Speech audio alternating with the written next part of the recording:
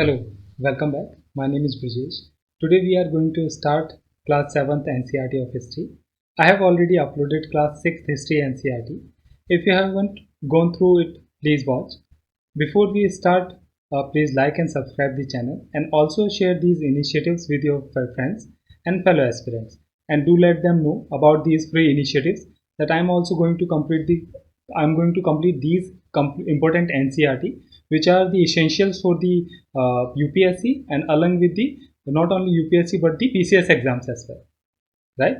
So in the 6th class NCERT we learned about the ancient India, and the class 7th NCERT more or less is related to medieval India. So the time period which we are going to cover in this particular chapter will be from 700 to 1750 period. So in these chapters, it will provide the complete detail about the kings and kingdoms who ruled in this part, right? So do not forget to like and subscribe and also enable the notifications. So let us start with the chapter number 1. So here it has provided the map 1 and map 2. Now it is talking about the map number 1. So it was made in somewhere around 1154 CE by the Arab geographer Al-Idrisi. So remember this, that 1154 CE Al-Idrisi, though I have already underlined it, the important of the person who have made this. So here is the map. It is referring to this map, right? So, and the second map, which is here, it is much more in detail. If you will notice the difference, then this particular map, this one has much more detail than the earlier one here, which we have just seen, right? So, what is the difference? And who made the map number 2? Was made in 1720 by a French cartographer, right? So now it will talk about the difference that this particular map, the map number 2, this was used by the European sailors and merchants on their voyage. So we can understand that why the merchants and the voyager used the map number 2, because it was much more elaborated and held much more detailed than the previous one. Since we understand that by the time passes, so several new cities evolve and the name of the different cities also gets changed according to the rules and the rulers, right? Hence, the new details have been added to the new map. That's why there is a basic difference. So now it is talking about the old terminology and the new terminology.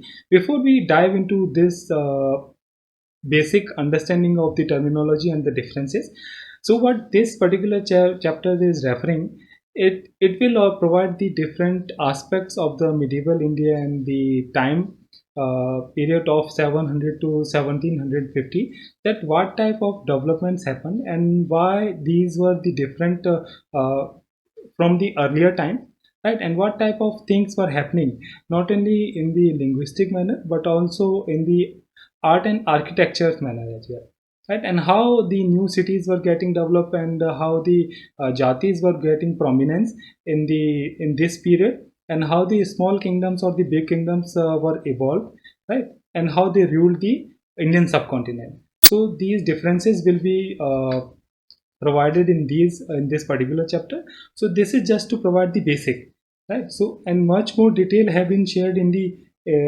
other chapters, the subsequent chapters which we will see, right? So okay, first now it is referring about the historical record exists in a variety of languages which have been changed considerably over the years. Medieval Persian, for example, is different from the modern Persian. So we can understand that earlier we have already understood that the in the beginning Sanskrit was an important language.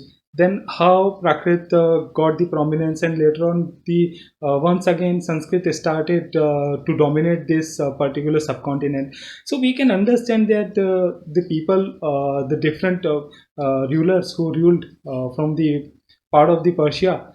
So in that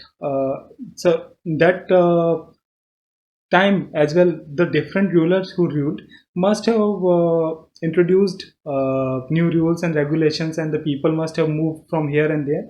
Whenever there is a movement of the people, they not only take care the culture with them, but also the linguistic developments also happen into the different areas or the kingdoms where they are residing, or the villages where they are residing. So these changes gradually develop into, and they also get the prominence, and they uh, after sometimes they became the part of the culture, right? So that is why these changes were happening. Okay, so now let us understand about the term Hindustan. The term was used in the 13th century by Minhaj-e-Siraj, a chronicler who wrote in Persian. So remember this name, that who used the name Hindustan the first time, like in written, he was the Minhaj-e-Siraj, right? And who was a Persian writer. He meant the areas of Punjab, Haryana, and lands between Gangas and Yamuna. So he used the term in the political sense of the lands that were a part of the dominion of the Delhi Sultanate. So understand that the term Hindustan was used in the political reference. The areas which were dominated by the Delhi Sultanate in that time, right? Since we have already understood that how the changes were happening in the ancient India, right? And how political and how the kingdoms were evolving, and how these things were getting changed. Hence, the writers who were writing in that time, they also use these terms in the political manner. So that time Hindustan, because we have already seen that the people who were ruling to the west of the Indus, they called the Hindu, or the people who were residing in the eastern part of the Indus, right? So which we have already seen in the while we were covering the class 6 NCERT, right? So these terms come into the existence, and they how they become the part of the culture we just saw, right? So Babar used the Hindustan to describe the geography, the fauna, and the culture of the inhabitants of the subcontinent. So yes, now understand, like the people who were ruling the Delhi Sultanate and the different dynasties of Delhi Sultanate who were ruling the Indian subcontinent, the area which they dominated, they called it Hindustan. But what was the meaning of the Hindustan for Babur? That this term, the meaning of the Hindustan for Babur was completely different, and he described it in the geographical manner, right? He talked about the he used it for the people and the culture of the inhabitants of this subcontinent. He was using it for the people and the geography of this particular continent, right? So here is it has also provided us an example that how a simple term like foreigner, we use that foreigner, and it is used today to mean someone who is not an Indian. In the medieval period, a foreigner was a stranger who appeared say in a village.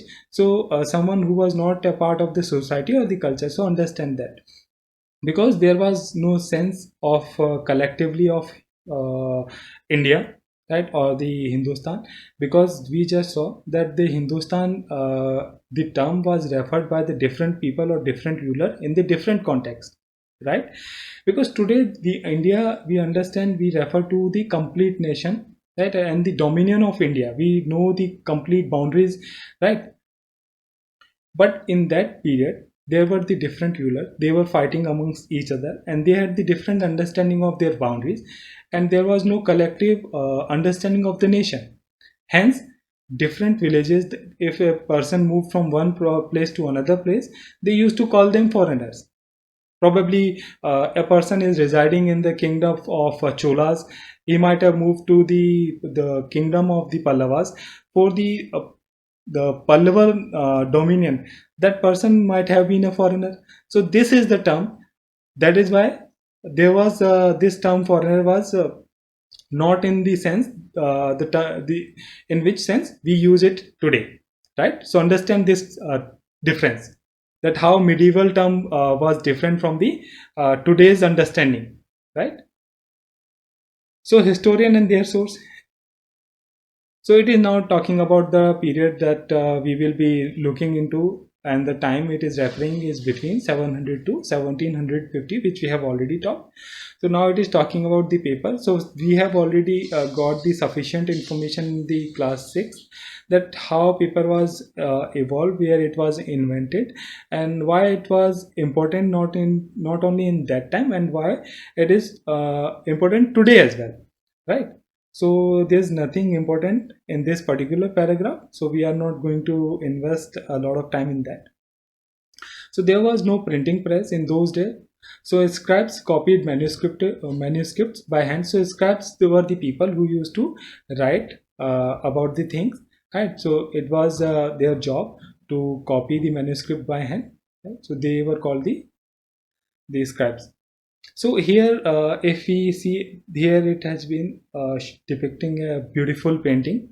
So these paintings used to call as miniature painting. So miniature painting got the prominence in the Mughal period. So we will look into the miniature paintings in more detail when we will cover the Mughal era, right? So but here it has provided us with some detail, like the painting of a scribe making a copy of manuscript. So this person in the manuscript has been depicted that he is copying something from another book, right? So what he is doing, that he is making a copy of manuscript, right? So it was a very difficult task, and the different people and the different job has been assigned to these people to write or to copy the scripts, right? So miniature painting were sometimes used to illustrate the text of manuscripts. So we have just seen that these are the miniature painting, and look at it, that it is very beautiful painting. So we'll look at this as we will move into the further developments of the medieval India. So here it is depicting two handwritings. Today we have different tools to change the writings in the while using the computer, right? But earlier it was not the facility. Different people used to have the different type of handwritings, and probably they used to copy, and they used to follow the standard type of handwriting, and they used to try to copy that particular handwriting. So it has been provided about the detail of those handwritings, right? So what type of handwriting was prevalent in that time. So the Nastaliq style on the left hand side, so it is referring to this one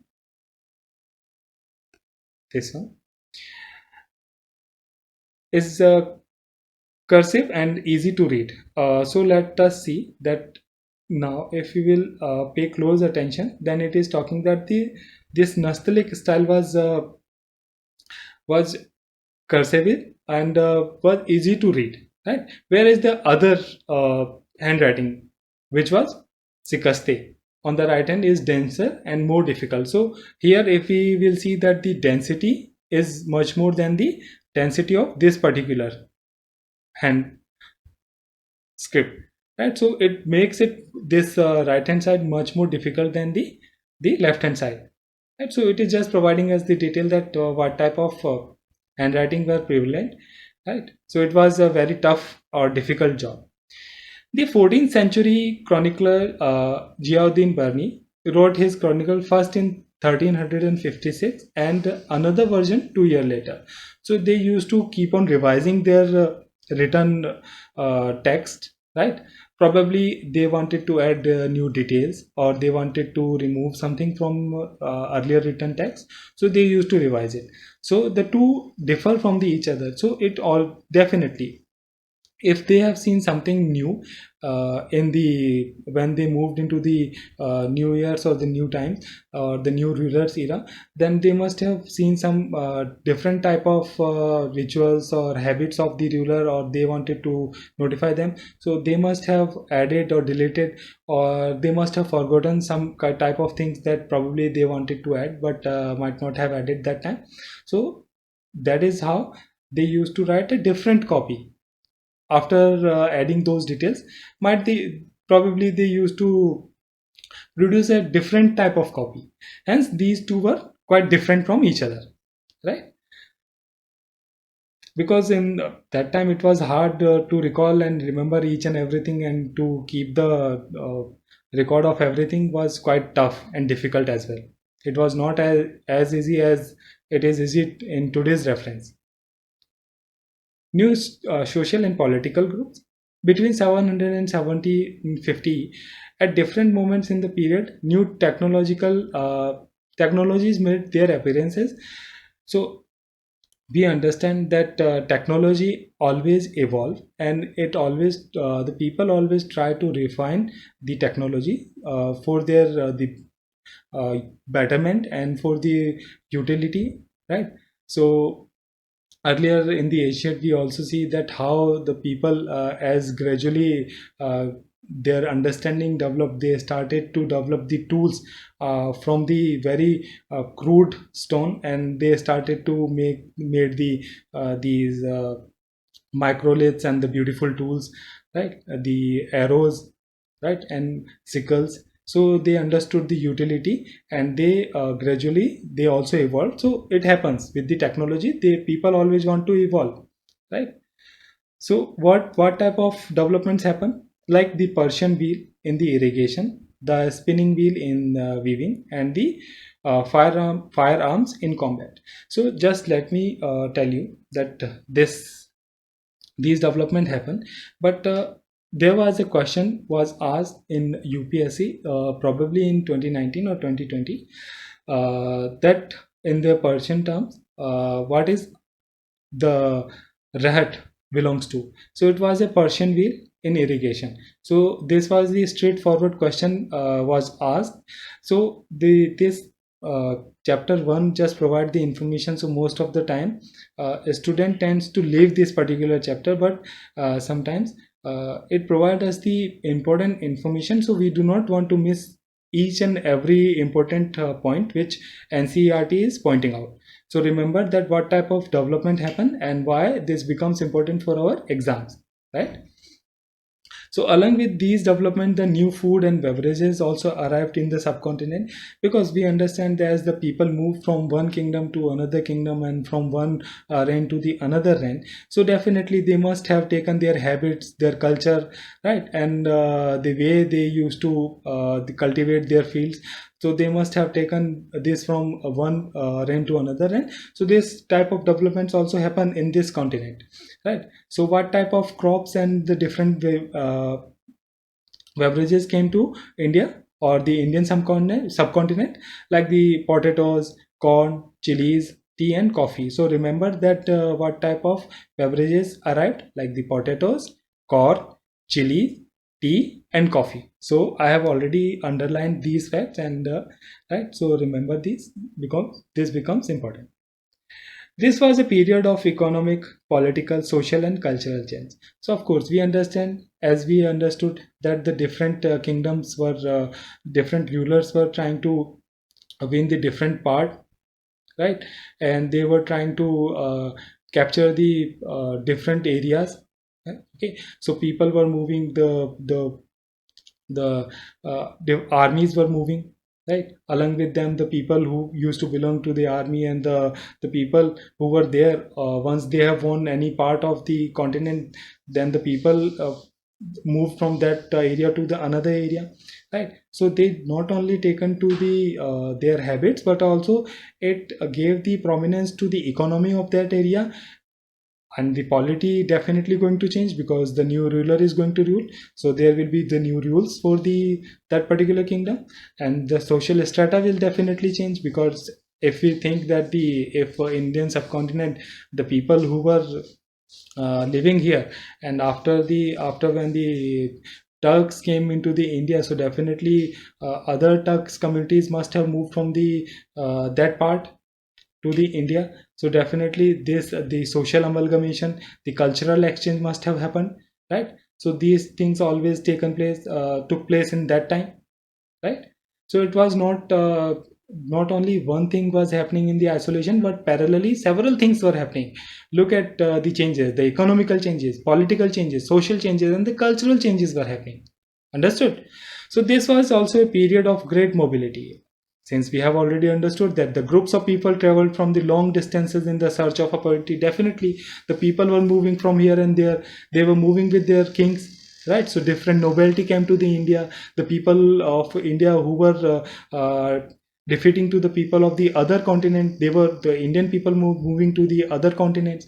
So these things were happening. So whenever the people were getting opportunity, they were not leaving any opportunity, right? One group of people who came into the prominence in this period were the Rajputs. So now it is talking about the Rajputs. Who are the Rajputs? A name derived from the Rajputana, the son of a ruler. Right? Between the 8th and the 14th centuries, the term was applied more generally to a group of warriors. Right, so still today also we see that the Rajputana reference has been taken, and they are considered as the warrior who claim to the Kshatriya caste status. So because we understand that how the different jatis were evolving and these strata becoming more rigid, right? So Rajput were the Kshatriyas. So Rajput were the extreme valor and the great sense of loyalty were the quality of the attributes Rajput by their poets and the bards, the people who were their court poets. So different attributes have been the quality attributes have been assigned to the Rajput, that how brave they were. So if there's a context of the Chandravardhai, that how he wrote a proper ballad about the Prithviraj Chauhan, right? So these were the things, and we will also understand about these poet and the different Rajput dynasties, right, in the subsequent chapters, in the next chapters as well. The other group of people such as the Marathas, Sikhs, Jats, Ahoms, and Kayasthas. Who were the Kayasthas? A caste of scribes and the secretaries. They also use the opportunities of the age to become the politically important, because they all were moving here and there, the wars were going on, and they all wanted to become the politically important, right? Throughout this period there was a gradual clearing of forest and the extension of agriculture.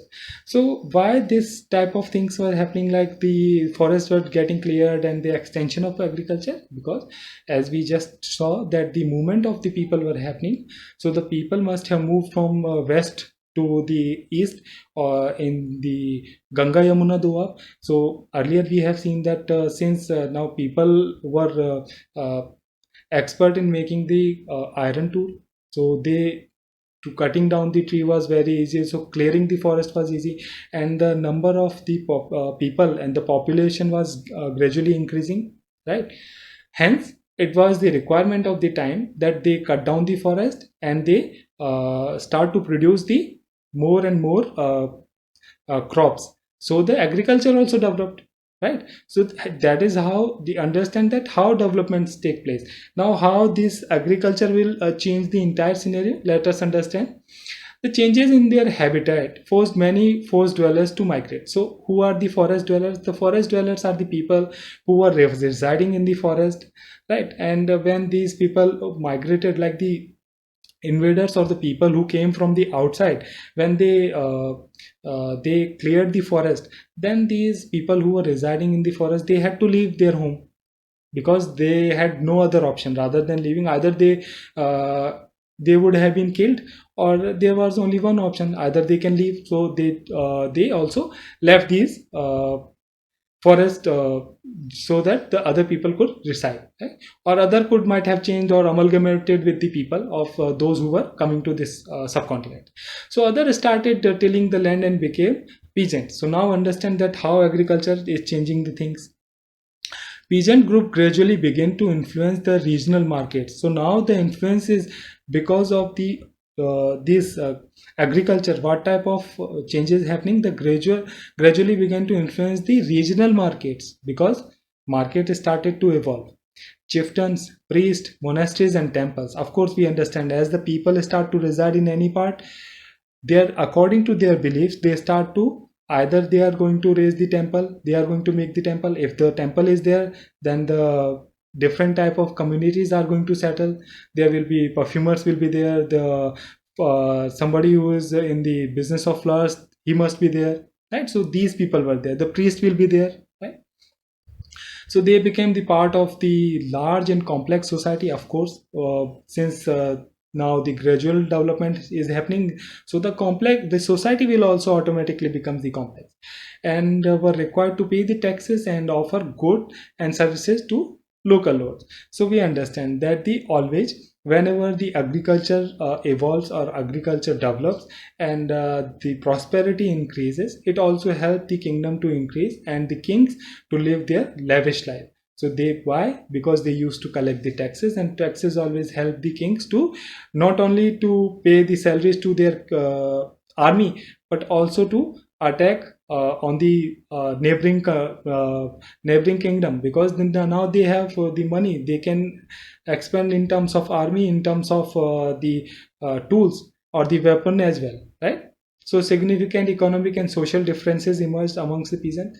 Yes, this is the natural, because those people who have migrated, the forest dwellers, which they have migrated from their forest, they might have settled to the other places, or those people who could they were weak and were not able to take the big patch of the land, so they remained or poor, and they started to cultivate, and they used to feed their family only. But there were the people who dominated big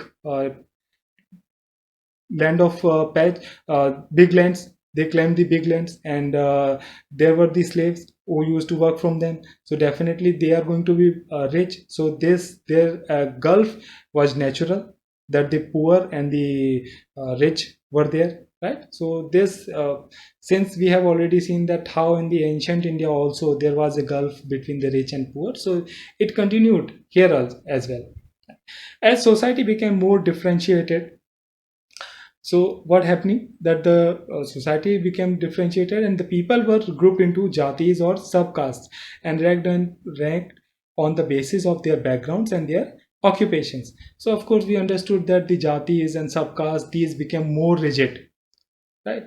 The ranks were not fixed and permanent, and varied according to the power, influences, and the resources controlled by a member of jatis. We just saw that how a peasant who is poor, who does not have a big uh, patch of the land, then definitely he is going to be poor, right? And the people are going to, probably they are going to call him a shudra, or they might give him a different kind of tag, right? So the rigidity was there, right? So the regulations, the jatis formed their own rules and regulations to manage the conduct of their members, and these regulations were enforced by an assembly of elders, described in some areas the Jati Panchayats. So earlier we also seen that there were the different gram bhojikas who used to rule the big villages, right? So the different jatis who were ruling, or who were like living in a different part, they had their own rules, right? And these assemblies used to uh, like headed by the Jati Panchayats. But what Jati used to have, that there were the rules for the Jatis as well. Probably they must have had the rules for themselves, but Jatis must used to follow the rules of their villages as well, right? And the several villages were governed by chieftain, which we have already seen that the he was the gram bhojika, and the different names were the given to the in the different time periods. So we will understand those names as well. Now it is talking about the region and the empire. Sanskrit Prasasti, we have just understood in the last chapter that what is a Prasasti. Prasasti means the appreciation, right? And in Sanskrit, a Prasasti has been found, and praising the Delhi Sultanate, Ghiyasuddin Balban, he ruled from 1266 to 1287, explained that he was the ruler of vast empire that stretched from Bengal, which was earlier called as the Gauda, in the east of Ghazni or Gajana in Afghanistan in the west, included all to the South India, the Dravidian land as well. Right, so it provides the complete detail about the Ghiyasuddin Balban. So we will see the Tughlaq dynasty and these Elbari tribes and the other. Then we will understand about the Ghiyasuddin's rule, right? That what type of ruler was the Balban. So now it is talking about the different names, right? And the provinces of Delhi. But as of now, this is of no importance for us. So we will look into the subsequent chapters. Let us move ahead and let us understand about the language and the region. In 1380, the poet Amir Khosrow noted that there was a different language in every region of this land, because today also we call that in Hindi we call that the language keeps on changing, right? And water also keeps on changing. So there's a famous saying, right? So it was also mentioned by the Amir Khusro that the languages were getting changed as per the region. There were Sindhis, Lahoris, Kashmiris, right? Dwar Samudris in southern Karnataka, Telangani in Andhra Pradesh, and Gujri in Gujarat, Mabri in Tamil Nadu, Guri in Bengal, Awadhi in eastern Uttar Pradesh, and the Hindavi in the area around the Delhi. So later on, this Hindavi developed into the Hindi, proper Hindi language, right? So it was a gradual process. The development of the language also a gradual process. So we will understand that as well. So it was mentioned by the Amir Khusro. Right? So Amir Khusro went to explain that that in contrast to these languages, there was Sanskrit, which did not belong to any region. It was an old language, and the common people do not knew it. Only the Brahmana used to use it. So it is clearly providing us the detail about the languages, and the domination of Sanskrit language was remained to the Brahmanas only. Right? Occasionally, dynasties like Cholas, Khaljis, Tughlaqs, and the Mughals were able to build an empire that was pan-regional. Pan-regional means across the India, or the across the Indian subcontinent, or the big chunk of this part, right? So spanning the diverse regions. When the Mughal Empire declined in the 18th century, it led to the re-emergence of the regional states. So we will look into this when we will complete these different dynasties. Then we will move on to the Mughal dynasty and how it declined. And after the declining of the Mughal Empire, that how the smaller regional state emerged, right? So we will understand that why this type of thing happened, and how was there any regional state who could become the could rise into the prominence, or could be the lead the complete India. So we will understand that as well. Old and new religion. Now it is talking about the religion, that it was the during this period that the important changes occurred in what we call Hinduism today. So gradually, as we understand, the culture also evolved along with the culture, with the movement of the people. Different religion also evolves. So as the Hinduism evolved, right? So we will see that what type of changes happened to the Hinduism. One of the major development of this period was the emergence of the idea of bhakti. So we have already understood about the bhakti in the previous chapter, that in the bhakti there was no role of sacrifices, or there was no differences between the rich or poor, or the people of lower caste, so-called lower caste, or the upper caste, but they all were same. There was a devotee and there was a deity, and the devotee used to worship or used to chant the name of their deity. So it was a very pious relation, right? So this was also the period when the religion appeared in the subcontinent. Merchant and the migrants first brought the teaching of the Holy Quran to India in the 7th century, and many rulers were patron of Islam, and the ulama learned theologians and jurists. So there were the ulemas and the theologians, and who were the jurists, right? So there were the Shia Muslims. So there were the differences also. Now it is talking about the differences, that what type of differences were there. There were the Shia Muslims who believed that the Prophet Muhammad's son-in-law Ali was the legitimate leader of the Muslim community, and the Sunni Muslims who accepted the authority of Ali leaders, Khalifas, right? The community and succeeding Khalifas, where there were other important differences between the various schools of law, like Hanafi and Shafi, mainly in India. So it is all talking about the differences in the Islamic world as well. So we will look at these developments as well. So here in this particular chapter, it is just providing us the that what type of development happened and what is the difference. So it is just providing us with the basic information. The details we will see in the subsequent chapters when we will cover the other chapters and the different dynasties. Then we will look into the detail. Right? In the middle of the 19th century, British historian divided the history of India in the three periods. So they had the basic understanding and they just divided it into the Hindu, Muslim, and British. How the they just called it that the people like the before the Muslim rule there was the Hindu rule, and before when the British came to the India, prior to that there was a Muslim rule. So these type of flat dividation of these time periods have been done by the British, which is not right. We will understand why, because in every era and the every period, not only a particular ruler is ruling, but the different type of rulers were ruling. They were not only Muslims, but the Hindu rulers were as well, and they sometimes the Buddhist rulers from the, if we talk about the in the eastern part, they were the Buddhist ruler as well. So we will see these chapters as well. Such a division also ignored the rich diversity of the subcontinent. Yes, we understand that this is not a fair division. So describing the entire period as the one historical unit is not without its problems. Moreover, the medieval period is often contrasted with the modern period. Right. So during these 1,000 years, the societies of the subcontinent were transformed. Often the economy in several regions reached a level of prosperity that attracted the interest of European trading companies.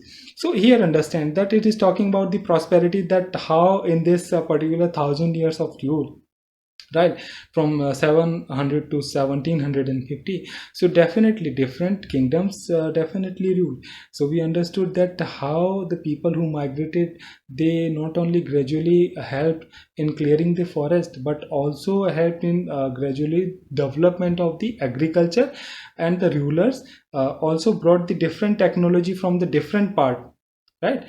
So not only Indian ruler, but the people who were coming from the Turkish Empire, right, or the different part of the other parts. So they also contributed in the rich heritage, and how they contributed in India, so that it became an economical center. So of course, when the British came to the India, the sole purpose was that they wanted to have a trade, and wanted to use this land as a for their economical purpose. But later on, gradually they understood the polity and they started to rule here, right? So we will understand that as well, that how this particular development happened, right?